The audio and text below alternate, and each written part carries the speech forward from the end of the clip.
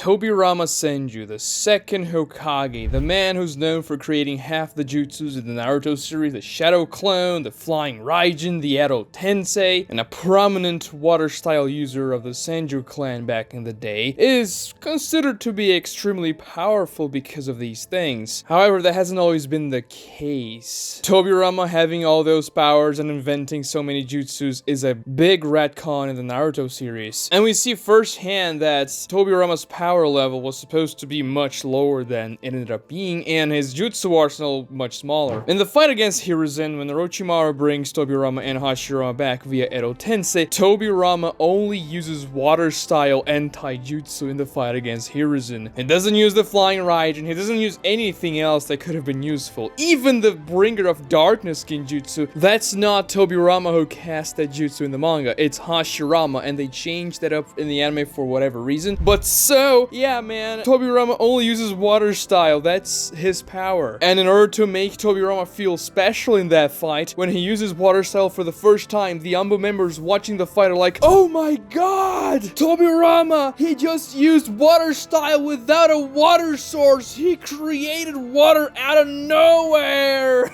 Wow, what a great feat! It's not like literally every shinobi capable of using water style later on was able to create water from nothing. I mean, take that battalion of Miss Village ninjas in the 4th Great Ninja War that blocked Madara's first majestic destroyer flame. They all spat water from their mouths, kind of like a fireball jutsu, but water instead. And well, that water was created from nothing. They didn't use a water source like a river or a lake or whatever. So yeah, obviously this entire deal about him using water from nothing was supposed to be much more impressive in the beginning of the Naruto series, but when Kishimoto actually wanted to make the power levels higher in the verse, then he was like, I don't think Tobirama just being a water style user that can create water from nothing is very impressive for a Kage. I mean, even if you're gonna say that the power levels got too high in Naruto Shippuden, which is not really a big problem, and I've talked about this in several videos. In the first arc of Naruto Shippuden, Kisame created a massive lake out of nowhere when he fought Team Guy. So it's not as though this was a problem in late Shippuden that water being created out of nothing was retconned. And yes, Kisame is an extremely powerful water style user, much more powerful than Tobirama, but by that point in the story it was already expected that yeah, you can create water out of nothing without much difficulty. Not as much water as Kisame, for example, but spitting, water dragon for instance, something very doable. Itachi even does that in the fight against Kabuto in the war arc. But that presents a problem, doesn't it? Because all of a sudden Tobirama feels like a very fodder character, and he's not supposed to be that because he is a Hokage, he's supposed to be strong. Think about this. Hashirama is the guy who founded the Leaf Village, who has wood style and that can heal wounds without weaving hand signs. Hiruzen's the guy that knows every single jutsu in the Leaf Village and is hailed as the professor. Minato's the Yellow Flash, the fastest shinobi of all time. And Tsunade is the greatest medical ninja that ever existed. Meanwhile, Tobirama has water style and he can create water out of nowhere. That sounds very lackluster, doesn't it? So Kishimoto was like, yeah, I'm gonna have to buff this guy and actually give him some feats, retroactively speaking, when we reach Naruto Shippuden, because if he's only a water style user, this is not gonna fly. Take a look at Tobirama in the war arc. He uses water style so little, he might as well not be a water style user. He completely relies on Flying Thunder God and other things to deal any significant damage or be impactful in those very high level fights. He does use water style to try and cut Naruto out of the grasp of the Divine Tree and fails completely. And then he also uses water style to try and distract Madara while Sasuke was coming from behind, which also failed completely because, you know, Madara just grabbed Sasuke with his Limbo clone. So let's just say the water style shtick wasn't very useful in the end of the day. And then Kishimoto decided to give more powers to Tobirama. But then you may be saying, well, actually, Tobirama's Edo Tensei was nerfed, and therefore he couldn't use his more powerful jutsus. And yes, this is the in-universe universe explanation. Orochimaru's Edo Tensei wasn't as powerful as Kabuto's or Orochimaru's Edo Tensei in the War Arc back in the Chunin exams, so the first and second Hokage were definitely not at the top of their game, and I've made a video on how Hashirama was also retconned into being more powerful in Naruto Shippuden. But the thing is, Tobirama did not have these jutsus on him from the beginning when Kishimoto came up with that. He didn't invent Edo Tensei, that's for sure, and he certainly didn't have the Flying Thunder God. Now, it may be expected that, yeah, maybe he had the Shadow Clone Jutsu from the beginning, and that would be fine, but not that Tobirama invented the jutsu. Now, when we talk about the Edo Tensei, it's important to note that when Orochimaru uses that on the rooftop of the Chunin exams arena, it's not a first-time jutsu because people around him recognize what Orochimaru is doing. First of all, Hiruzen kind of understands what's going on when the coffins are coming up because he's like, gotta stop the third one because I don't want to fight Minato here. Then, of course, he doesn't succeed because the coffin was gonna fail regardless. Minato's soul was sealed in the Reaper Death Seal, but Hiruzen was very adamant on stopping that thing from coming up, meaning that he had an idea of what was going to happen. Also, when it's finally revealed that Hiruzen's gonna fight against the first and second Hokages, he honestly doesn't look that surprised. He even has a conversation with Tobirama and Hashirama before Orochimaru completely erases their minds. And this is pretty different in the manga and in the anime because in the anime, Hiruzen was almost like crying when he sees Tobirama and Hashirama again. But in the manga, he's much more stoic, almost as though he was expecting that. And then we get further confirmation that the Edo Tensei was a known jutsu when the Anbu guys watching the fight literally explain what the Edo Tensei does. That it requires a human sacrifice to summon a soul from the land of the dead, and that dust and ash will form around the body of that sacrifice, coalescing into the appearance of the reanimated person. So then you may say, aha, so they knew what the jutsu was about. It was obviously because Tobirama invented it and even,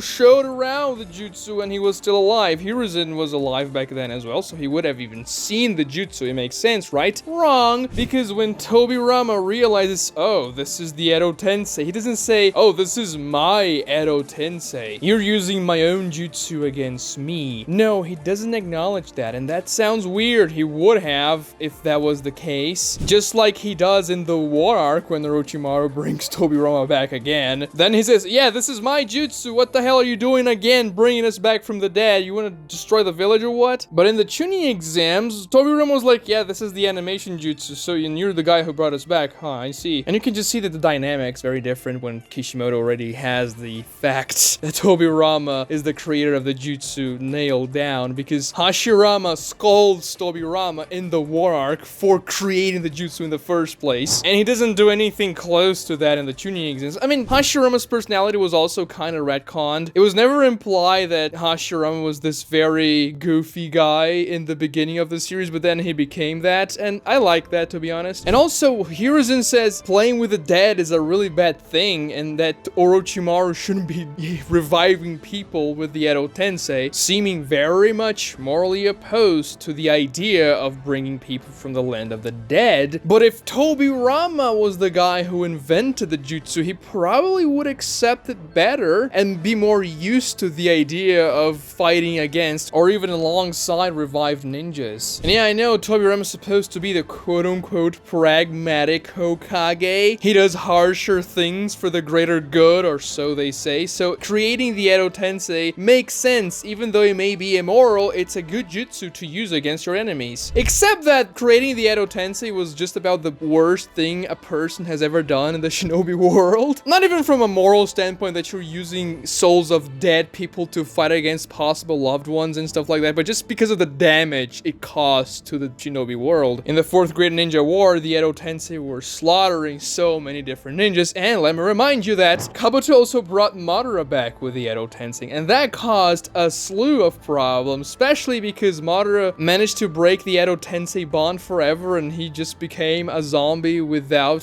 the possibility of being dispelled. And because of that, he was eventually capable of casting the Infinite Tsukiyomi and almost succeeding with his plan. So on top of Tobirama being racist against the Uchiha and doing everything wrong with the clan, ostracizing them and turning them into the police force so that everybody hates them, and just segregated them in the village, which caused the eventual demise of the Uchiha clan when Itachi had to slaughter them because they won a coup, because they felt like they were underrepresented and the village was against them because of Tobirama's actions so long ago that were born exclusively out of prejudice and caused the strongest clan of the Leaf Village to be exterminated, meaning that the village lost a sizable amount of its potential and military capability. He also created the Edo Tensei, a jutsu that almost destroyed the shinobi world and literally killed the third Hokage. Because let's face it, Hiruzen would have won the fight against Orochimaru if Orochimaru didn't have the first and the second Hokage backing him up. I mean, Orochimaru almost died with the Kage helping out, so without them, I can see Hiruzen winning that fight mid-difficulty. Maybe Kishimoto should have given Tobirama another jutsu for him to have invented and not the most evil and morally corrupted jutsu in the verse that caused a lot of problems. If he's trying to portray Tobirama as this good guy with, I don't know, a little bit of a harsh personality. I mean, to be honest, having invented the Flying Raijin and the Shadow Clone Jutsu would probably be enough for you to think, oh, this guy's really powerful. He created two extremely useful and powerful jutsus. But no, let's give him the Edo Tensei as well. I mean, it's not as though it helped him very much because he died to Ginkaku and Kinkaku, the two most fodder characters in the series. So on top of being the worst Hokage and a terrible human being, Tobirama is also weak as hell. But you may be saying, well, he couldn't use the Edo Tensei while in Edo Tensei form. And yeah, that makes sense. He wouldn't use the Edo Tensei jutsu against Hiruzen in the fight in the Chunin exams. That would be very stupid. And also, there are jutsus that are too strong for an Edo Tensei to use, such as Madara's Limbo. He couldn't use Limbo in Edo Tensei form, even though he technically had to Rinnegan in that state. Fake Rinnegan, but still he couldn't use it. Edo Tensei would probably fall somewhere along those lines. But that does not explain why Tobirama didn't use the Flying Raijin against Hiruzen. Now, maybe the Shadow Clone Jutsu is something a little bit more niche that Tobirama didn't really feel the need to use against Orochimaru, but the Flying Raijin, that would have been extremely useful to attack and defend against Hiruzen. It's one of the most broken jutsus in the series, and Tobirama does not use that against Hiruzen. Is it because it's too strong of a jutsu for Tobirama's Edo Tensei form in the imperfect Orochimaru Edo Tensei? No, of course not. A single Flying Raijin doesn't require all that much chakra, and yes, the jutsu is powerful and useful, but it's not as though it breaks the universe like Madara's Limbo. And if Hashirama is able to use Deep Forest Emergence in Edo Tensei form in the Chunin exams when he was nerfed, a much more powerful jutsu than Flying Raijin, then Tobirama should be able to use that jutsu. Now you could say that Orochimaru didn't know Tobirama had Flying Raijin, so he never commanded him to do so. Really? Because if we consider that, then Orochimaru wouldn't know about Tobirama's abilities even though he literally copied his Edo Tensei jutsu and perfected it. Wouldn't he have studied a little bit more about Tobirama, especially because he was gonna use Tobirama himself to fight against Hiruzen? Wouldn't Orochimaru have heard about the Flying Raijin that Tobirama was capable of using? It's not as though Tobirama was an unknown ninja in the world. There's absolutely no way Orochimaru wouldn't know about the most important jutsus Tobirama would have. By the way, Tobirama also didn't use the multiplying explosive tags against Hiruzen, even though this is a jutsu Tobirama literally created to be used by Edo Tensei. Now, maybe Orochimaru wouldn't know about this one because that one seems to be a little bit more niche, but Flying Raijin? So all of a sudden, Tobirama, this guy that was known just for water style jutsu, knows the Flying Raijin, the Shadow Clone Jutsu, the Edo Tensei. He learns a lot of stuff. Do you remember the first time we saw Tobirama using Flying Raijin at all? It was during the Hashirama Madara flashback when Tobirama uses Flying Raijin to kill Izuna. And yeah, we have to admit there was a little bit hype when we saw Tobirama using a very recognizable and iconic jutsu from Minato, the Flying Raijin cut, as he said, as he cut Izuna down. And then obviously the combinations that Tobirama pulls with Minato using the Flying Raijin in the war are actually pretty cool, especially the one they switch Minato with Jubito so that Naruto and Sasuke can hit their Rasen Shuriken Amaterasu thing on them. But do I think the retcon's bad? Well, contrary to what you may be thinking, I don't think so. It's actually pretty good. Otherwise, Tobirama would have felt really pathetic. And if Tobirama felt pathetic, the entire Hokage office would have been undermined, which certainly is not a good thing. I enjoy that Naruto ended up having higher power levels than it was supposed to have in the beginning of the series. I enjoy series that tend to a more epic state, so having Tobirama become more powerful powerful, and making him the creator of many powerful jutsus is interesting. Also, the dynamic he has with Minato and Naruto. Minato because he uses the Flying Raijin better than Tobirama, and Naruto because he uses the Shadow Clone better than Tobirama, even though Tobirama was the one who created both techniques. It's funny. So long as you understand that Tobirama is a terrible Hokage and a terrible person for having created the Edo Tensei, we're all set. But no, Tobirama created the Chunin exams and the Ninja Academy. It's always the excuse. It's not as though we literally saw the Ninja Academy back in Hashirama's days in the flashback he had with Madara. No, I guess they were just studying math or something in that academy. You guys put way too much faith in those stupid wiki statements. As to having created the Chunin exams, yeah, very nice job, Tobirama. You created a meat grinder for the children of your village. Exactly what Hashirama intended when he created the village, you know, where kids were supposed to grow and not die when they were young, and then Tobirama goes and creates a torment-like environment that involves a lot of death. Now, you could argue that in Tobirama's time that only the Leaf Village ninjas fought against each other in the Chunin exam, so there maybe would be less deaths than they were in the Chunin exams we actually saw. But even still, you shouldn't put your kids through a meat grinder when that was literally what your brother sacrificed everything essentially to stop. And you should certainly not create a jutsu that revives the dead because you want to use them as zombies to fight against your enemies, and then that jutsu becomes the worst problem in the history of the world. And certainly do not ostracize the most powerful clan in your village just because you're petty. But other than that, he created the Shadow Clone Jutsu and the Flying Raijin, two very powerful jutsus, and helped a little bit in the war arc, I suppose. Even though he died against Gingaku and Kingaku. Oh man, that's a really bad thing. Subscribe to the channel if you haven't done so already. Like the video to help me against the YouTube algorithm. And watch this other video right here for more cool Naruto content. Thank you so much for watching.